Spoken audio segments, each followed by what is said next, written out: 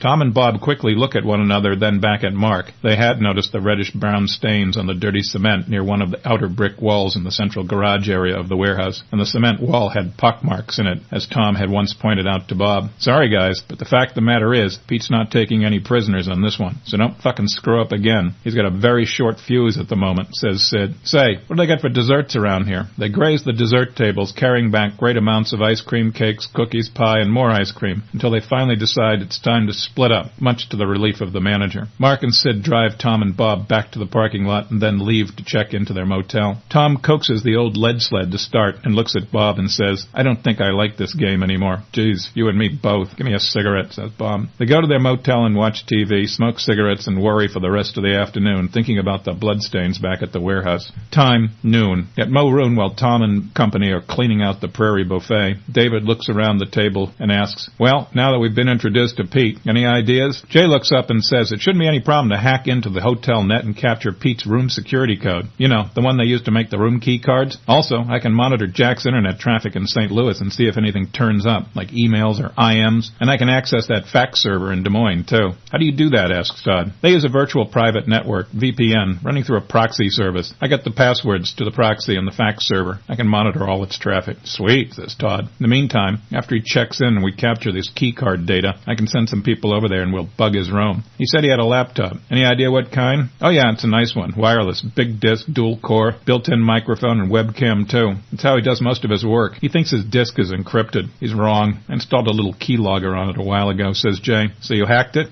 "But of course. The laptop's got more Trojans on it than a drugstore condom aisle," says Jay proudly. "Let me see what you got." Jay pulls the laptop out of her backpack and plugs the cell phone wireless access card into the side slot and powers it up. "EVDO?" says Todd. "Yep, where the towers support it. Looks like it's working here." "What?" says Mike. "Evolution data optimized. A way to send data high speed over cell towers," answers Todd. "Geez, don't you guys ever speak English?" "Sometimes, like when we need to communicate with the unwashed, such as your humble self," quips Jay. "Someday you're going to have one too many acronyms and then, boom, you won't know what the hell's going on. Tower of Babel all over again. And you'll forget your freaking passwords, too," pouts Mike. "He's not a computer person," says Jay. "Definitely not," agrees Todd. "Okay, system's up. Let me try to get into the hotel first," says Jay as she starts probing the hotel's network, then says, "Oh, piece of cake. I've been into this chain's network before. They might as well post the security codes on a neon sign on the roof. Geez, what idiots. I bet their whole in-room wireless system is insecure, too." "Yep, it is." Todd watches and says, "I'll have to remember to bolt my door tonight. Have you tried to hack any of my systems yet?" "Hey, give me a chance. I just got here last night. I've only been working on it for a few hours. I'll give you $25K if you can do it," says David. "That's what I like, a challenge." "Okay, I'm watching the registration desk computer. What name do you think I should look for?" Mike says, "Oh, he won't use his real name. Look for something phony." "Yeah, just thought you might know what name he uses when he's traveling. I'll keep polling the database. In the meantime, was that a serious challenge? About the 25 grand, I mean?" "Yep," says David. "Aha, there's an easy 25K looking for me," as she looks up, grins, then hunches over the laptop again. Todd says, "Make that 50K. I'll match David." "Who the hell are these guys?" she asks Mike. "Oh, they're good for it, believe me. They also don't think they'll be paying you either," replies Mike. David pulls up some displays on his big screen. Jay eyes them for a moment, grunts, looks back at David, winks, and continues tapping away. Mike says, "What's that?" "That is a firewall, or actually one of several. I'm watching your nerd girlfriend here trying to get past it. I really don't know why I bother, but what the hell's a firewall?" asks Mike wearily. "It blocks access to our internal network. It filters and analyzes incoming and outgoing traffic, and blocks packets we don't trust. It also hides the identity and configuration of the machines on our internal network. So it has something to do with keeping out bad packages from UPS and FedEx," says Mike. "Never mind," says Todd. "Bingo, I'm in." "Oh, really?" says Todd sarcastically. "Are you now?" "Yeah, here, look," as she swivels the laptop around to display a streaming video of all of them sitting around the table, taken by the webcam above David's display.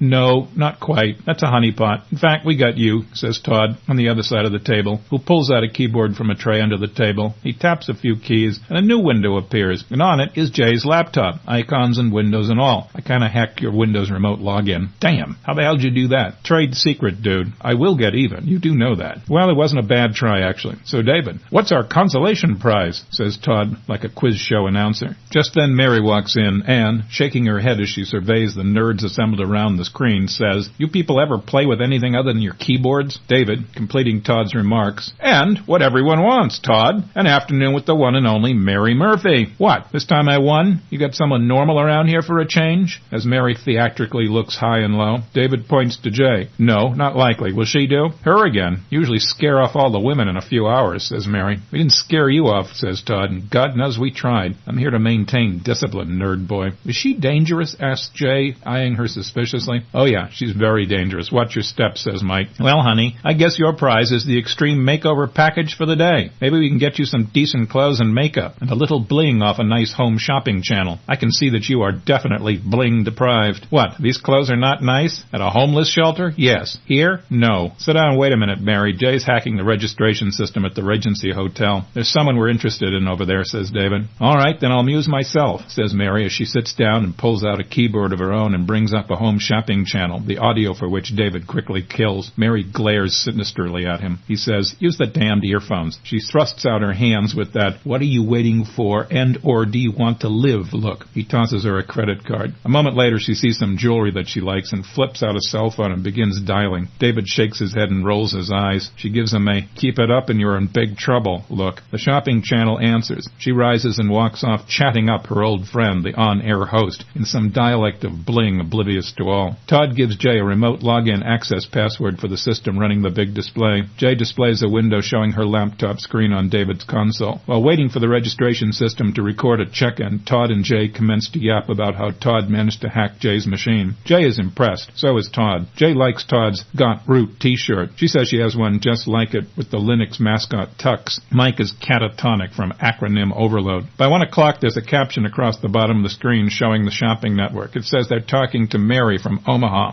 The announcers look very happy as they cheerfully model all manner of gold jewelry for the camera. Mary in Omaha appears to be buying stuff by the truckload, much to David's chagrin. Then Jay interrupts. Hold on. Got one. How about Harold Clayton? Just registered. My map search says the address he gave is that of the old Des Moines landfill. Methinks that's him. He definitely seems like a landfill kind of guy. How's he paying? Gift card. No way to trace it. Must be him. Okay, they just typed in his car license. Yep, Polk County. There it is, room 924. Here comes the key card authorization code. Got a mag strip writer? Sure enough, says Todd. We use a lot of card entry doors and need to change the codes a lot. Text it to me to this address as he mouse highlights a user ID on the screen. Sure thing, says Jay as she opens a message window, copies the codes in, and transmits the message. I'll have it coded downstairs, then have some guys go over and wait for him to leave the room, then install some of my toys, says Todd as he gets up and gives a small salute. Jay begins tapping the keys on her laptop again. Mike asks, what now? Oh, nothing. I'm just using my credit card in Kansas City. Jack has access to things like that, you know. This'll throw him off the trail if he's looking for me. How about doing that for me, asks Mike. Maybe we could convince him I've left town. Too late. That train has left the station. They know you're here. Too much time has passed since the last usage. They won't buy it. Then why would it work for you? I only use cash on my way here. I know about these things. I don't like leaving a digital trail when I'm on the run. This will be the first transaction they can find. Are you on the run often? Says David. No, but I'm prepared. You can't be too careful. What? I'll bet you got a cellar full of canned goods and water. Yeah, as a matter of fact, yes. Mainly tuna and Poland spring water. Well, I had a cellar until 2 days ago. David says, speaking of food, let's get something to eat. Not much we can do right now. So guys, what'll it be? What do you got on the menu? Asks Jay. Get her a can of tuna and a bottle of water, says Mike. Just you wait. Someday when that super caldera in Yellowstone blows, you'll see I was right, but I won't give you any tuna. No, siree, that's mine. And she rubs her hands together and assumes the posture of the Wicked Witch of the West from The Wizard of Oz. All mine, my little darlings. So, why are you in the Midwest then? Isn't this closer to Yellowstone than Laconia and never heard of it? Asks David. Canary Islands, man. La Palma, Cumbre Vieja. That's why. You really shouldn't get her started. You'll regret it, says Mike. Okay, I'll bite. What's with the Canary Islands and all that other stuff? And why are you in Nebraska? Asks Mary, taking a brief respite from shopping as she hunts for a cell phone with a charged battery. Super tsunami when Cumbre Vieja erupts. Any time now. It'll cause half La Palma, one of the Canary Islands, for those of you who are geographically challenged, to slide into the sea. That'll send a 100-foot wall of water at the east coast. Well, Yellowstone hasn't blown yet today, and we're too far from the beach to worry about tidal waves so far as I know, so I'll call and we'll see what's in the kitchen, says David, as he picks up the phone and dials. Say, what's for lunch down there? Okay,